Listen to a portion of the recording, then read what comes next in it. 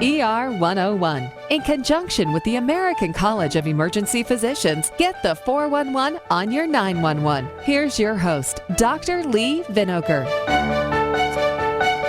Hi, and welcome to ER 101. We're talking about summer safety, and the sun and heat this summer can be extremely dangerous. So do you know the symptoms of severe heat illness or how to protect yourself from the sun? To talk about this, we have our expert, Dr. Charles Pattavina, well known to the show. He's the chief of emergency medicine at St. Joe's Hospital in Bangor, Maine. He's been a past board of director for the American College of Emergency Physicians and their spokesperson. So welcome, Dr. Pattavina. Thanks for being back. Oh, thanks for having me. So let's talk about this. It's officially summertime, and temperatures will start soaring. It's been a crazy spring. There's been summer temperatures some places in the country in spring. But how common are heat-related illnesses every year in the U.S., would you say?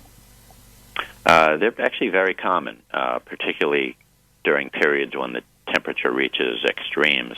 And unfortunately, even though this is entirely preventable, we do see, hundreds of people actually die each year from the more severe spectrum of the illness. Yeah. So, and what it actually causes it? I mean, it's how we regulate our body temperatures, isn't it, that contributes to it, or? Right. Your body likes to maintain a nice normal temperature, and part of that includes being able to get rid of heat. So when the temperature rises above normal body temperature, it's actually, not only is it hard to get rid of heat, but the external environment raises your temperature further, and a lot of the mechanisms your body has to shed heat basically break down. So like if it's extremely, maybe it's not that way in Maine, but Maryland and the South can get extreme high humidity, very muggy. So if we're sweating and it's moist outside, you're not going to, it's the sweating that kind of wicks the heat away. But I guess if it's really muggy, you can't evaporate it. Isn't that what happens? Right, because as your body produces sweat that ends up on your skin, the process of evaporating that removes heat or causes, a drop in temperature on the surface of the skin, helping you to lose heat. And but if there's already a lot of moisture in the atmosphere, it's harder for that sweat to turn into moisture or turn into vapor and get off your skin. So it's really hard to cool down outside when the temperature is high and it's very humid, and you're right, I'm sure it is worse down there at the height of the season. Yes, it certainly is. And we're in the middle, Maryland. I'm sure way down south it's a real problem. So what is the spectrum or heat illness? Like, how is it broken down? We talk about, you hear people talk about heat cramps, heat exhaustion, heat stroke. What are the difference in all of those things? Well, people can get things like a heat rash, which can just be an annoying, itchy problem that gets better when you get into air conditioning. Certainly, there's sunburn, which is not good. People, as you said, the milder end of the spectrum is heat cramps, where people just feel a little bit unwell and may, in fact, have cramps in their muscles or in their abdomen area.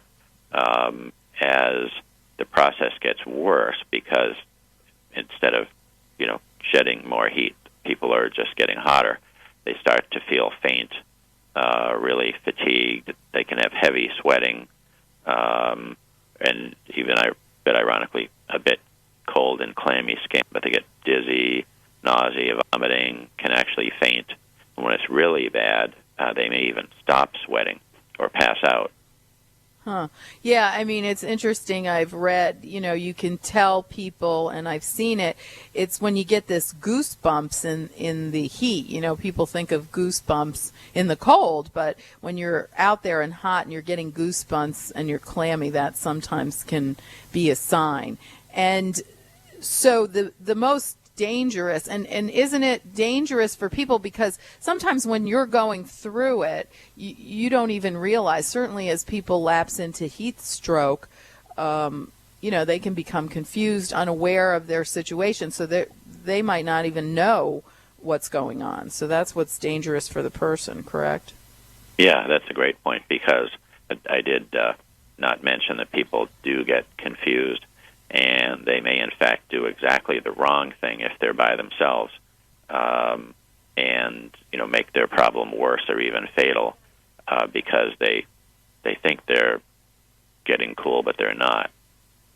Yeah, so that's like a good tip. So it's called heat stroke. So think, the same symptoms as stroke: confusion, hallucination, seizures, lapsing into a coma. And that's the true medical emergency. If you see somebody that's like that, wouldn't you recommend that they call 911 right away? Yeah. Do what you can in the meantime, but definitely call 911. Get them out of the heat. Give them some water, raise their legs. You could even pour water on them, or a cold, I'd say blanket, but you don't want anything too heavy. So definitely anything you can do to get them out of the heat and get water in them and on them while you're waiting for rescue to arrive. Yeah, absolutely. But of course, we want to reiterate, if someone's unconscious, don't force water on them. If they seem unconscious or have waning consciousness where they're very out of it, there's a chance, that they could choke. So you don't want to force fluids into them. But I think getting them away, fanning them is probably a good thing too. Don't you agree? Right. Yeah, I certainly don't want to do anything like try to feed them water if they can't cooperate. Yeah, good point. So what tips do you have for people ahead of time so that they don't get into this situation, as far as being hydrated and things like that, covering up? What are some tips that people can take and precautions if they have to be out in the heat, working in the heat or whatever?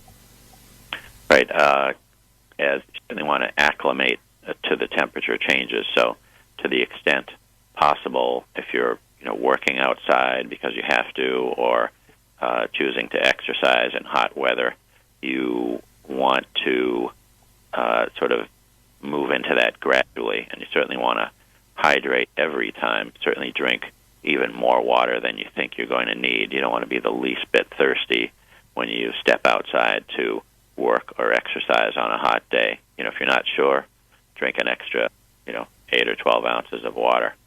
Yeah, and also you might want to consider something like Gatorade, especially if you're sweating a lot, because you are losing some salts and minerals in your sweat. So a sports drink, that might not be a bad thing to think of, too.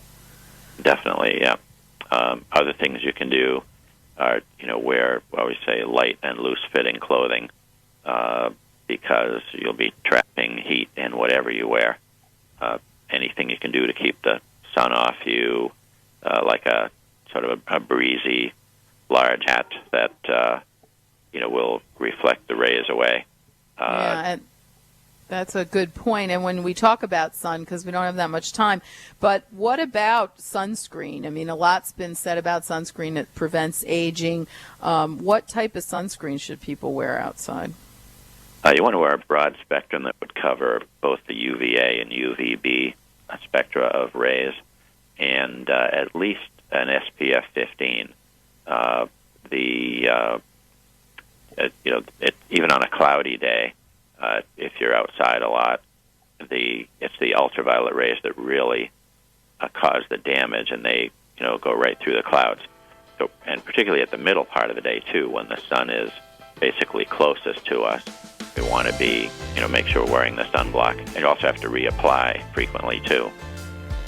Yeah, that's a good point. There's no such thing as all-day sunblock at all. So I want to thank my guest, and I'm Dr. Lee Vinokur on Radio MD. Stay well.